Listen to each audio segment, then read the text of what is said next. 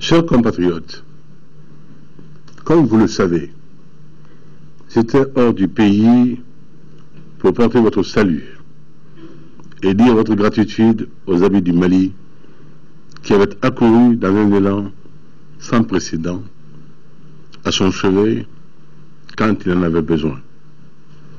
À New York, à la faveur de la 68e Assemblée générale des Nations Unies, j'ai dit votre estime à la communauté internationale. J'ai surtout annoncé le retour du Mali sur la scène mondiale. Un Mali qui a tiré les leçons de sa crise et qui est déterminé à être un partenaire sûr du monde. Parce que sa glorieuse histoire l'y invite. Parce qu'il est fondateur de civilisation. Et parce que je ne me prends pas sur la signification du vote qui me vaut le redoutable et insigne privilège de parler au nom du grand peuple que vous êtes.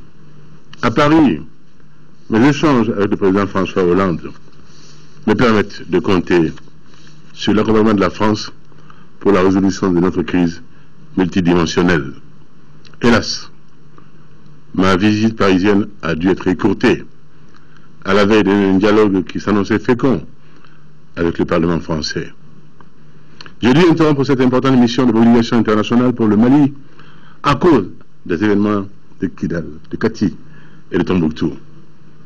Mes chers compatriotes, me sachant, vous imaginez aisément l'indignation et l'humiliation que me causent les événements d'Onkati et le triste théâtre depuis lundi. Une investigation est en cours sur les raisons et les acteurs de cette gifle à la nation, au moment, je le répète, où les soldats d'autres nations, quittant leur pays et leur famille, sont sur notre sol pour nous défendre, et cela parfois jusqu'au sacrifice suprême. Si nous voulons demeurer un pays d'honneur, cet honneur nous commande, en toute humilité, d'être attentifs au déséquilibre, à l'iniquité et de manière générale au dysfonctionnement de l'armée. Certes, pour l'armée républicaine promise et attendue, comme pour les autres segments de la nation, il n'est guère de salut en dehors de l'ascenseur républicain, c'est-à-dire le mérite, la prévisibilité, l'équité et la justice. Mais je ne saurais tolérer l'indiscipline et l'anarchie. En aucun cas. En aucun cas.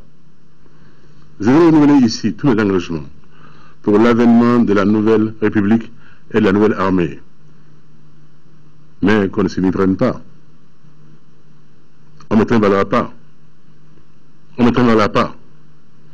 J'ai d'ailleurs instruit au gouvernement de procéder sans délai à la liquidation des comptes et à l'établissement des procès-verbal de dissolution du comité militaire pour la réforme des forces armées de sécurité et de défense. Que la hiérarchie prévale désormais, que les chefs militaires s'assument, que la chaîne de commandement se fasse obéir ou qu'elle avoue son impuissance, et alors j'aviserai, je saurai quoi faire pour le Mali. Je n'ai pas été porté à la tête de ce pays pour l'affaiblir. Non. Pour le trahir. Non. Pour le piller. Non. En faire la risée du monde que non. Ou le laisser aller à la dérive. Je suis là pour servir avec foi, ardeur et détermination constante ce peuple qui m'a fait confiance. Une confiance totale et sans faille. Et je ne trahirai pas. Rien ne me divertira de mon devoir. Aucun danger, aucun risque, aucune intrigue. État de droit, le pays porteur des plus belles opportunités, ne sera pas facile à construire. Mais pour qu'il soit demain, il faut que nous imposions le socle dès aujourd'hui. Je n'ai pas promis non plus un pays clé en main, vous le savez. Mes chers compatriotes, tant que je resterai investi de votre confiance, j'assumerai mes très hautes fonctions dans la dignité, en toute sérénité et avec une inébranlable détermination, que nul n'en doute. Je le redis, et je veillerai à ce que cela soit. Je le redis aux auteurs des événements honteux de Kati. Il suffit, Kati ne fera plus peur à Bamako. Elle ne va pas à Koulouba. J'en tiens l'engagement devant le peuple malien aujourd'hui. Mais je le dis également à ceux qui, à Kidal, continuent le chantage, la violence et la violation de l'accord du 18 juin, dit accord préliminaire, signé à Ouagadougou. Nous avons eu suffisamment d'illustrations aussi que l'État central n'est pas celui de nos voeux. Nous avons voulu, avec la réforme de la décentralisation, que je peux qualifier de réforme majeure de la Troisième République, nous avons voulu remettre les communautés au centre et à la fin de nos politiques. Je travaillerai sans relâche à la stratégie d'un développement local qui rendra Kidal, Tombouctou, Gao, Moti, Koulikoro, Ségou, Kaï, Bamako en responsabilité totale de leur développement dans un État éclairé, riche, pertinent et fier de sa diversité. Les États généraux de la décentralisation instamment attendus tireront toutes les leçons de notre dispositif de gouvernance en faisant appel à toutes les compétences internes et externes, internationales. C'est une opportunité irremplaçable pour évaluer le passé et projeter un futur inclusif. Ma main reste tendue. Laissons de côté, chers frères, la Kalachnikov, qui n'a aucun avenir, et venons à ce dialogue. Je prends la témoin de la communauté internationale.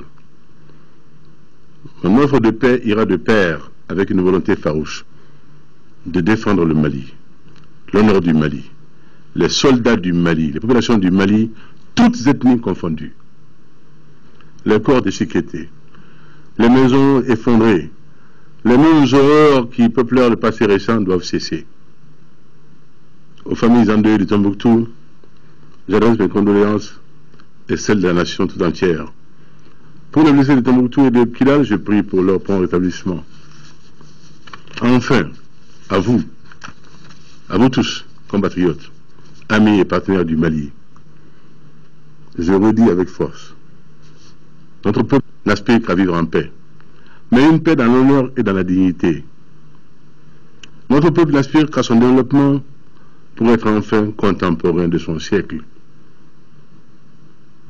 Vive la vaillante armée nationale du Mali, qui ne saurait jamais être une armée sans honneur. Non, l'armée du général Soumaré ne sera jamais celle-là. Dieu veille sur le Mali éternel, vive le Mali.